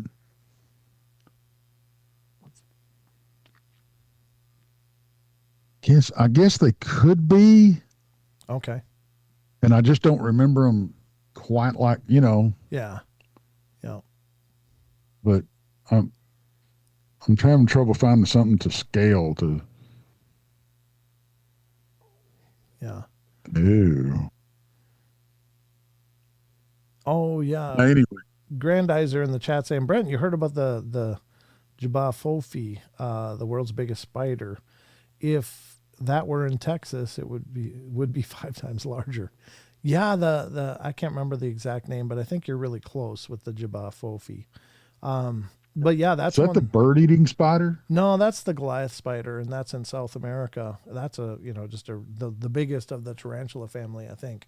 But yeah, they eat birds or whatever. But the Jabba Fofi, I think is I think it's from Africa, but people in the Congo have apparently witnessed it, and even some South American. Well, there's been giant spider reports here in the U.S. as well, but essentially they're about the body of them is like the size of a small dog, and then of course they got the long legs as well, and so God. yeah, I know, but then again, there was one story I covered years ago where this couple was in this. I think they were in Central America, but they might have been South America in this hotel, and they were in there. And first, the wife went in the bathroom, and then she came out, and then the husband went in to use it, and he said as he was in there, suddenly this huge leg came out, like a spider leg came out from underneath the sink, and then it crawled around the towards the edge of the sink, and it was about the size of a football, the body of this thing, and then it had these huge legs as well. And he said he just totally pooped himself and threw stuff at it, threw towels at it, and got out of there and shut the door. Mm. Now, allegedly, according to the story as I recall it, and I'm paraphrasing it quite a bit, but a little while later, they called the staff in, and then they opened the door, and there was no such thing in there. So that's what kind of makes you think, well, is it like a parallel universe kind of thing, or something peeked through from another dimension and then got sucked back in, or what? But because it doesn't seem like there was anywhere it could have gone to disappear like that. But very, Right. very, very creepy. But some of those Jabba Fofi, if that's the right name, again, I can't be sure anymore. It's been years since I've. It's I found it, Okay. um, and it's called Jabba Fofi. Jabba Fofi. Okay. Yep. Then that is the right name. Yeah. And I gotta tell you, this looks pretty damn close to what I remember seeing. No kidding. Yeah. But a much smaller version. Well, I just did. I can't find anything that tells me how big these things are. Yeah. For real. Sure. I don't think I don't think they've actually been authenticated by biology or scientists, but there are these reports, and I think the main claim comes from villagers in Africa that have seen these things and encountered them. There's one story of an expedition that was in Africa. I think it was in the Congo, and a couple of the guides got stuck in a web, and suddenly these two huge spiders came out and they bit the guys that were like struggling to get free of the webs, and then the rest of the party left, but they shot one of them and wounded the other one and then took off, and which is absolutely horrible. So did you ever see that episode of Tarzan with Johnny Weissmuller? No. Where Boy went running through the jungle and he got caught in a big spider web? No, but that would be about the same thing, I guess. Yeah. Yeah. I remember Gilligan's Island when he had that big spider come out of the cave, and I basically had to go change my underwear. I was a little too young for that. I wasn't ready for that reality check. So, all right. Well, let's get to this next article. And this one maybe is less cryptid, but it's going to be about the last thing we'll have time to cover tonight. And this is from Phantoms and Monsters. And this is: experiencer recalls reptilian humanoid in lab coat observing her in bed. How'd you like to wake up and see that, Tex? Nope. Big nope. He would not be happy with the 45 that I unload on him. Yeah, that would be a real bad research project for that reptilian, I imagine. But let's check and out that's this. And that's a public statement to everybody that might go out in the field with me. Don't play a trick. Yeah, that would be a real bad idea. Yeah. Don't mess around. I saw 3 reptilian humanoid beings in the right corner of my dimly lit bedroom, standing shoulder to shoulder just in front of my closet doors. Good Lord, that would just be a nightmare fuel as well. I received the following interesting account from an experiencer. Hello, I found your website through a Google search which consisted of the words reptilian and clipboard. As insane as that sounds, allow me to explain. Forgive me for my lengthy email. I promise to nutshell this as much as possible. But still, I feel you'll be interested in the story I have to share. I'm a married 41-year-old stay-at-home mother of 2 teenagers who lives in Massachusetts and Ohio in transplant. And I'm also a writer and deep diver into all things spiritual, paranormal, metaphysical, and have been for the most of my life. I'm an ex-paranormal investigator, having investigated locations across the U.S. for several years. I hung up that hat about a decade ago to raise my kids, but the insatiable interest in the unknown has persisted. It just manifests in other ways. Sounds like she should start a podcast, I'm just saying. A couple of years ago, when my children were safely elsewhere for the evening, I decided to take psilocybin mushrooms in the form of chocolate bar in what would be considered just slightly more than a microdosage. I'd been microdosing for a few consecutive days prior as a means of deep spiritual healing, as I had researched the healing effects of psilocybin mushrooms and have PTSD and depression for years, both of which I've been diagnosed with a few years prior. Thank you, Maggie, for remembering.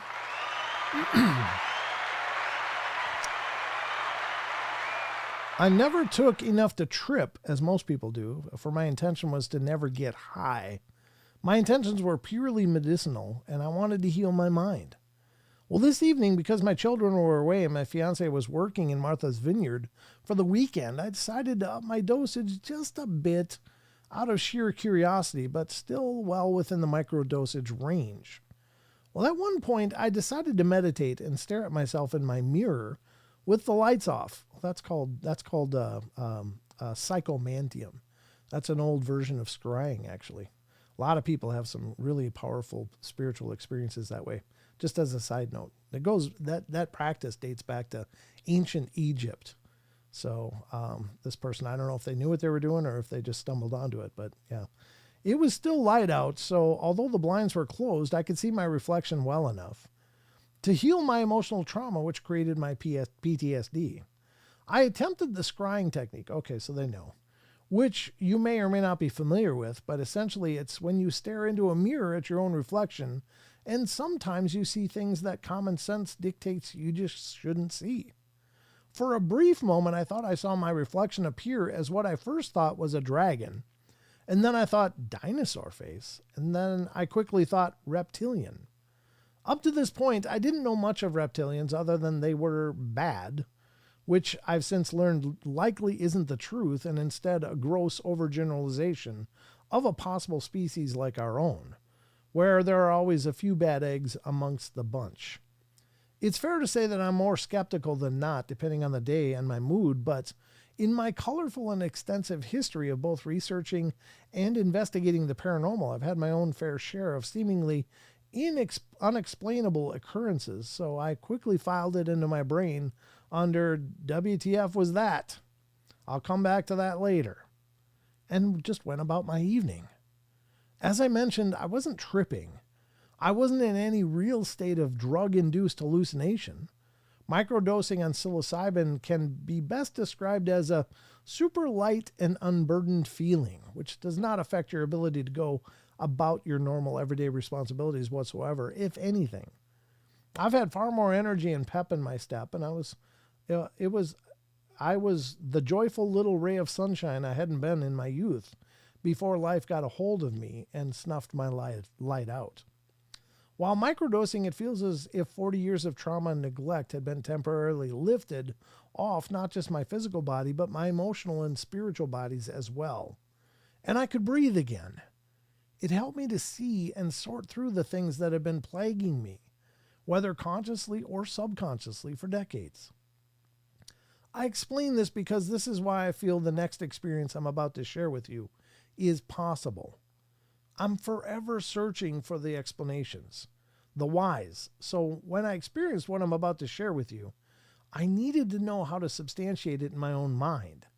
In the process of trying to figure that out, I considered fairly early on that it's likely what happened was that the psilocybin essentially cleared my channels, my static, my personal interference induced by my personal trauma and thick emotion, temporarily. My unburdened body was able to perceive and tune into a channel otherwise imperceptible, and that's my theory.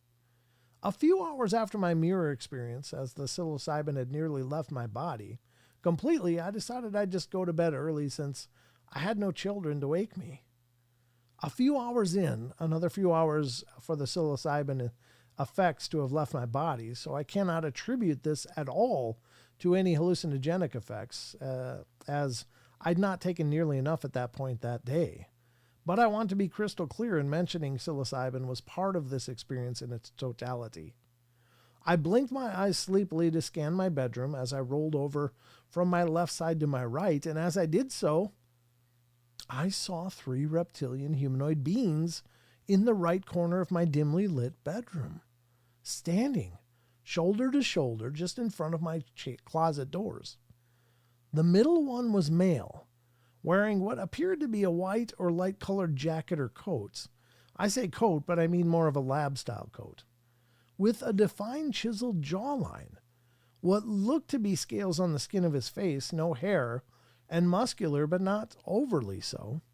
And he was holding a clipboard and a writing utensil as if he were studying me as I slept and was taking notes. The 2 beside him I never got a good look at. The second I blinked my eyes again, they were gone.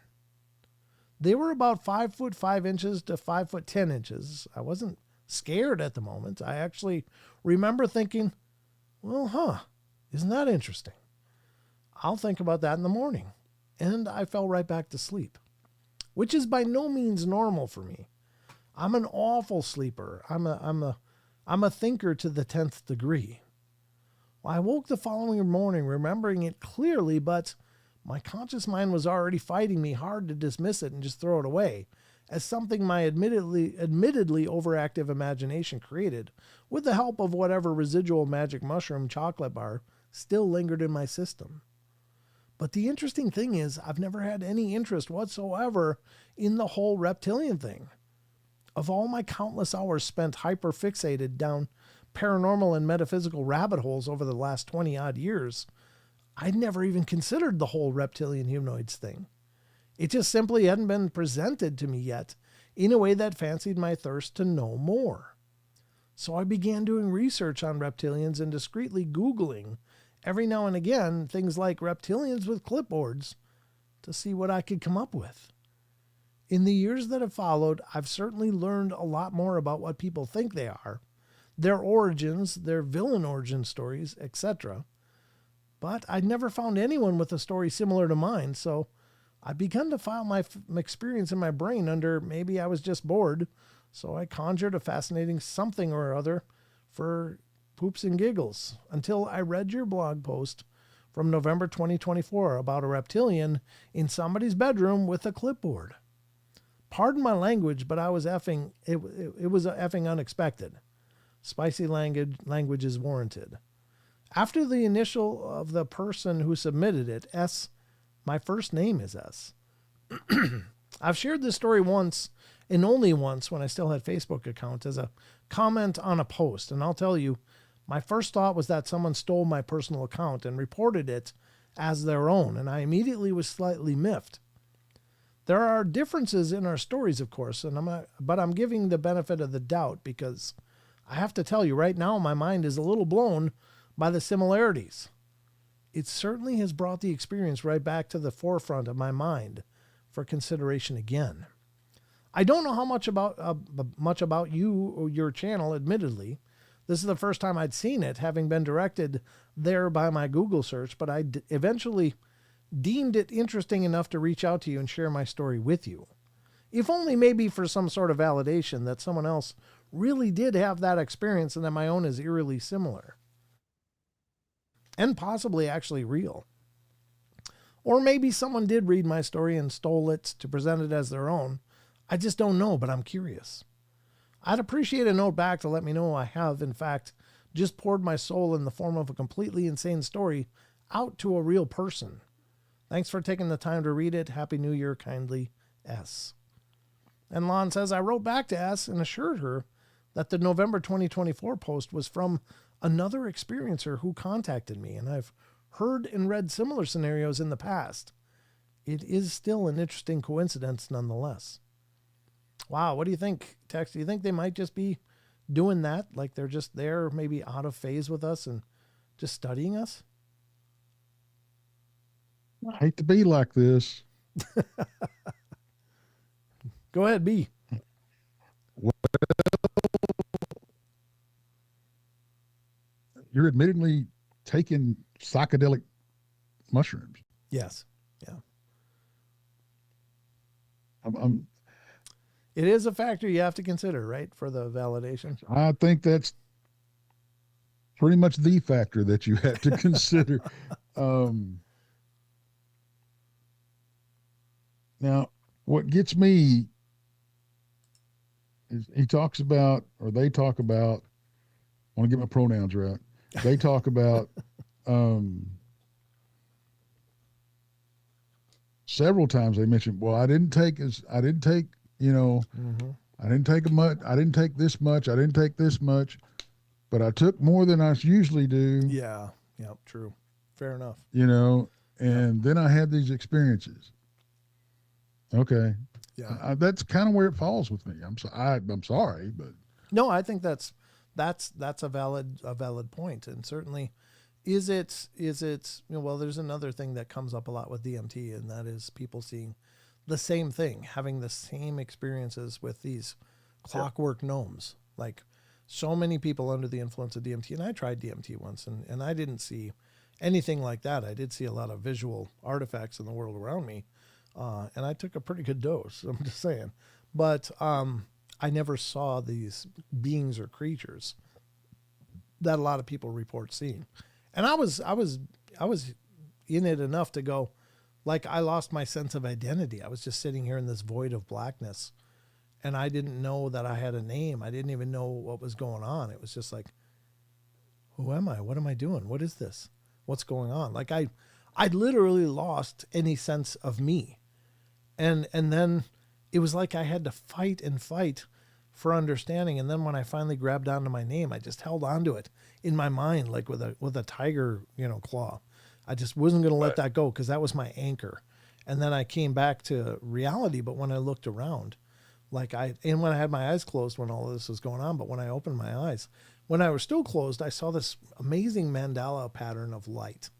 And they were more rectangular, but it was just spectacular. But when I opened my eyes, that pattern was impressed upon every surface in 3-dimensional, like the patterns were going along the wall lines and along the vaulted ceiling of where I was. And even on the face of the person I was sitting there with, they had like tribal paints of glowing light. And it was like, whoa, and that was one of the reasons I wanted to try it, was I wanted to understand what is it like to see things that we don't normally see. So I had that experience, but I never saw creatures. But the fact that so many people under the influence of like DMT and other things like psilocybin reports encountering these other beings, and the consistency of those reports is really shocking. Does that mean that it triggers a similar response in everybody's brain and that's a hallucination that's consistent because of our biochemistry? Maybe. And I don't pretend to have any information to say either way, but I find that interesting. But is it possible that through utilizing substances like this, that it does open up a larger ability of perception than what we normally have? Anything's possible. Sure. Yeah, but I do admit, the fact that you can't discount that fact. Yeah. The indigenous people used to use peyote to do the same thing. Yes, and still do. Yeah. Yep. Yeah, exactly. Yep, the shamanic traditions. Yep. Yeah, and there's ayahuasca used in South America and all around the world. Yep. Sure. Yeah, I mean those are certainly a part of the journey, so to speak, and there must be a merit to it. And I know that clinically speaking, they found that psilocybin mushrooms can really help people suffering from depression in microdosing like that. But could it also have other effects like that? Hallucinations, probably. And you're right. She did mention in her narrative that, look, the kids were gone, so I took more. And it's like, well, how much more? I think, you know, the thing about those is you're it could depend on what you ate. It could depend on if you'd taken any other medicine. It could depend. It just, you never know how stuff's going to hit you. Right. It's no different to me. It's no different than taking being never being allergic to a certain thing, and then one day, poof, you're allergic to it. Right. You know, your body reacts different. Sure. Yep. You know, from one day to the next. Yep. But there is that, like you said, the consistency. So yeah, possibilities there. Possibilities there. You know. Yep. Well, I tell you what, I love stories like that. Even though you're right, I mean, there's a lot of metrics that need to be considered when you listen to a story like that to take it at absolute face value. It's possible that she really did experience that. I mean, I'm sure she experienced it either way, but it's possible it was a very real phenomena, or it's possible that this was just a construct of her unconscious mind. Who knows, you know? And I don't pretend to know, but you're right. That is something that can't be overlooked, especially as much as it was stressed in the narrative that this is part of their coping. And so, yeah. Right. But it doesn't invalidate it necessarily, but it is a factor to consider. Yeah. Fair enough. Well, I'll tell you what, brother, we made the journey. We went through the portal. We made it back. All right. So, ladies and gentlemen, that's going to wrap up the night. We did a little overtime because, well, we started late because I had technical problems. So we gave you a little extra, put a little extra fuel in the tank for you tonight. I hope you guys had a good time and open your mind. Absolutely. Absolutely, Justin. Like I said, I'm not invalidating the experiences. I know my experience was very real. I didn't see creatures, but I saw things that I can't explain that I was aware of and observed, and it was a very powerful experience for me. It really was. But go ahead. Sorry. I was going to say, keep thinking about Young Guns. Oh, you see that size of that chicken? Yeah. Yeah, that was hilarious when they're on their vision quest. Yeah. Yep. Going to the spirit real world. quick. I know we're fixing to wrap it up here. Sure. I'm going to go over to Bigfoot Michigan Rob's channel and get on his show. Oh. And Paul is more than welcome to join. Paul. It's okay. I Brent, get it, Paul. where the hell did that come from? Brent, if I can talk him into it, might join us. All right. Well, I'll probably stop in for a second or two, but There yeah. you go. There you go. That's going to wrap it up for us here tonight. Thanks, Wes, Tex, for being here. You called me Paul. I called you Wes. Rubbing up on you. I guess we're all under the effects. But yeah, I'll probably swing it over there for a few minutes at least, for a little bit. But thank you all for joining us, Tex. Let everybody know where to find you once again, please. Texas Front Porch, TEX''S because it's my front porch. And that's on YouTube, ladies and gentlemen. And that's also a podcast, right? So you're releasing those as podcasts. It is. As well. It is. Yeah, I forgot. I keep forgetting about that. Yeah, we're all over the podcast. Any app you want to use or whatever. Yeah. Just look for Texas Front Porch. Look for Bigfoot Michigan Rob. Look for Paranormal Paul. Look for the Blondes and the Booze. And what's Monica's? What is it? Our Paranormal World and Daniel World. Tea with Duchess Danielle.